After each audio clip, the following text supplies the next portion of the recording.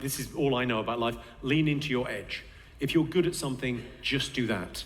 You know, school teaches you to be more mediocre at, if you're not good at something, they go, we can really get you to a grade C in physics. But the world doesn't need that. No one needs someone who's at physics.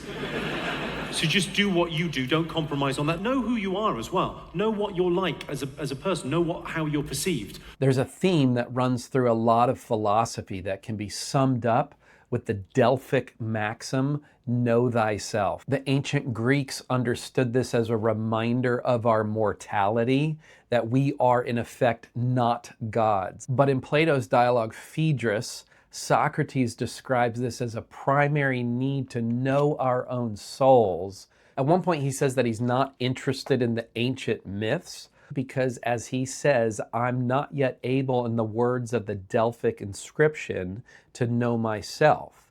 And he goes on to say, I do not investigate them, but I investigate myself instead. In other words, he's too busy trying to investigate himself, figure out who and what he is. But I think Jimmy Carr says something a bit more profound here. It's not just know thyself, it's really figure out what you are good at.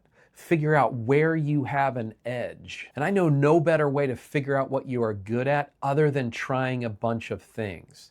Now, you're going to fail at most of them, or at best you'll get a C, but you'll know that's not your edge. But you're going to try a bunch of things and you're just looking for what comes a bit easy to you. What makes sense? You're still likely going to be failing at it for a while, but you just get this sense, I think I can do this thing well. And then when you find that, lean into it. A lot of people will say that you have to figure out what you're passionate about. I think you're far better off figuring out what you're good at and then leaning into that.